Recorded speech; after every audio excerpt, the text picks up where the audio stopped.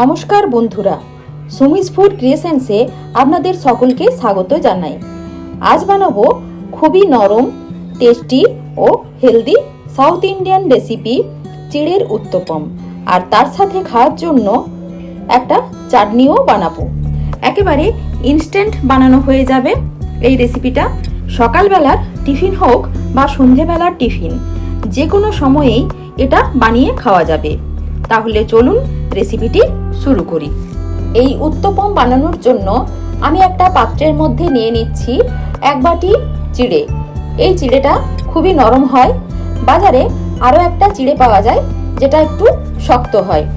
উত্তপম বানানোর জন্য এই চিড়েটা নিলেই ঠিকঠাক উত্তপমটা বানানো হবে। এবার এই চিড়েটা ভালোভাবে ধুয়ে পরিষ্কার করে নেব। কয়েকবার জল পাল্টে পাল্টে চিড়েটা পরিষ্কার করে ধুয়ে নিয়েছি। এখন এই চিড়ের মধ্যে কিছুটা পরিমাণ জল দিয়ে চিড়েটা ভিজিয়ে রেখে দেব। আরও একটা পাত্র নিয়ে নিলাম, এর মধ্যে দিয়ে দিচ্ছি যতটা পরিমাণ চিড়ে নিয়েছিলাম সেই একই পরিমাণ সুজি নিয়ে নিলাম। তার মধ্যে দিয়ে দিলাম সমপরিমাণ টক দই। এবার সুজি আর টক দইটা খুব ভালোভাবে মিশিয়ে নেব। সুজি আর টক দইটা মিশিয়ে নেওয়ার পর কিছুটা পরিমাণ জল দিয়ে খুব ভালোভাবে গুলে নেব। এবার এই সুজিটা 10 মিনিট রেস্টে রেখে দেব। এদিকে চিড়েটা সমস্ত জল টেনে নিয়েছে। এবার এই চিড়েটা একটা মিক্সি জারে নিয়ে নিচ্ছি। তারপর একটু জল দিয়ে খুব ভালোভাবে পেস্ট করে নেব। চিড়েটা পেস্ট করা হয়ে গেছে। এখন এই চিড়ের পেস্টটা একটা বড় পাত্রের মধ্যে নিয়ে নিচ্ছি। এদিকে সুজিটাও 10 মিনিট হয়ে গেছে। এবার এই সুজিটাও মিক্সি জারের মধ্যে নিয়ে নিচ্ছি।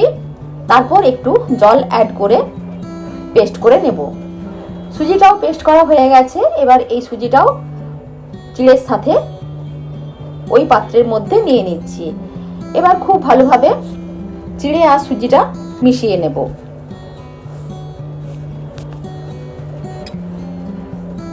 মেশানো হয়ে গেছে। এখন ঢাকা দিয়ে কিছুক্ষণ রেস্টে রেখে দেব। এদিকে একটা ফ্রাইং প্যান গ্যাসের উপর বসিয়ে দিয়েছি। তার মধ্যে খুবই সামান্য সাদা তেল দিয়ে দিলাম। তেলটা একটু গরম হলে পর এর মধ্যে দিয়ে দিচ্ছি 1 চামচ আদা কুচি, 1 চামচ কাঁচা লঙ্কা কুচি। আদা আর কাঁচা লঙ্কাটা খুব ভালোভাবে ভেজে নেব। তারপর দিয়ে দিচ্ছি বিনস কুচি, গাজর কুচি, পেঁয়াজ কুচি, টমেটো কুচি, ক্যাপসিকাম কুচি। এবার সমস্ত কিছু একসাথে হালকা করে ভেজে নেব। এর মধ্যে দিয়ে দিচ্ছি কিছু কারি পাতা আর দিয়ে দিচ্ছি স্বাদমতো লবণ। এবার সবকিছু একসাথে মিশিয়ে নিয়ে হালকা করে ভেজে নেব। এমনভাবে ভাজতে হবে যাতে সবজির মধ্যে একটা ক্রাঞ্চি ভাব থাকে। সবজিটা ভাজা হয়ে গেলে পর ওই একই প্যানে নিয়ে নিচ্ছি আরো কিছুটা তেল। এর মধ্যে দিয়ে দিলাম 1 চামচ ছোলার ডাল, 1 চামচ বিউলির ডাল। এবার এই ডাল দুটো হালকা করে ভেজে নেব। তারপর দিয়ে দিচ্ছি কয়েক কোয়া রসুন, কিছু পেঁয়াজ আর দুটো টমেটো কেটে রেখেছিলাম, সেই টমেটো গুলো দিয়ে দিলাম। আর দিয়ে দিলাম দুটো শুকনো লঙ্কা আর কিছু কারি পাতা। সবশেষে দিয়ে দিলাম কিছুটা পরিমাণ লবণ। এবার সবকিছু নাড়াচাড়া করে একটু ভেজে নেব। সবকিছু একটু নরম হয়ে গেছে, এর থেকে কাঁচা গন্ধটাও চলে গেছে। এবার দিয়ে দিচ্ছি কালারের জন্য কিছুটা কাশ্মীরি লঙ্কার গুঁড়ো।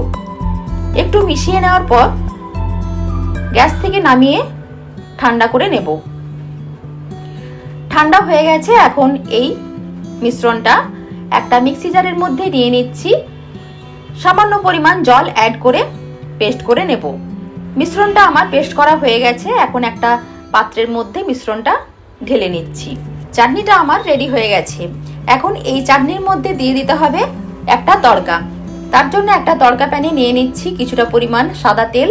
তার মধ্যে দিয়ে দিলাম 1 চামচ কালো সর্ষে, দুটো শুকনো লঙ্কা আর কিছুটা পরিমাণ কারি পাতা।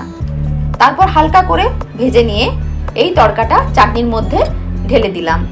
তারপর খুব ভালোভাবে চাটনির মধ্যে মিশিয়ে নিলাম। এদিকে চিড়ে আর সুজির মিশ্রণটা থেকে ঢাকাটা সরিয়ে নিচ্ছি।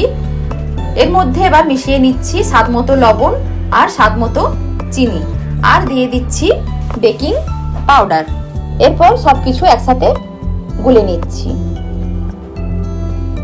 এদিকে একটা ফ্রাইং প্যানের মধ্যে একটু তেল ব্রাশ করে দিচ্ছি। তারপর ব্যাটার থেকে 1 হাতা ব্যাটার নিয়ে প্যানের মধ্যে দিয়ে দিলাম।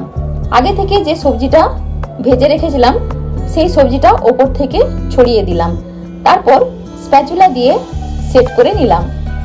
এরপর ঢাকা দিয়ে 2 থেকে 3 মিনিট রান্না হতে দেব।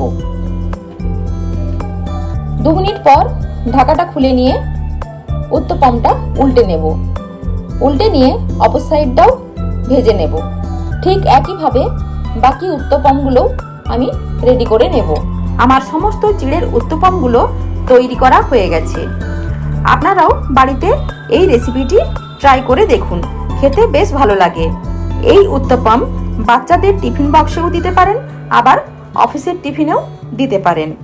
আর খুব সহজেই এই উত্তপম বানানো হয়ে যায়। আর আমার এই রেসিপি যদি আপনাদের ভালো লেগে থাকে তাহলে অবশ্যই লাইক, শেয়ার ও সাবস্ক্রাইব করতে ভুলবেন না। ধন্যবাদ।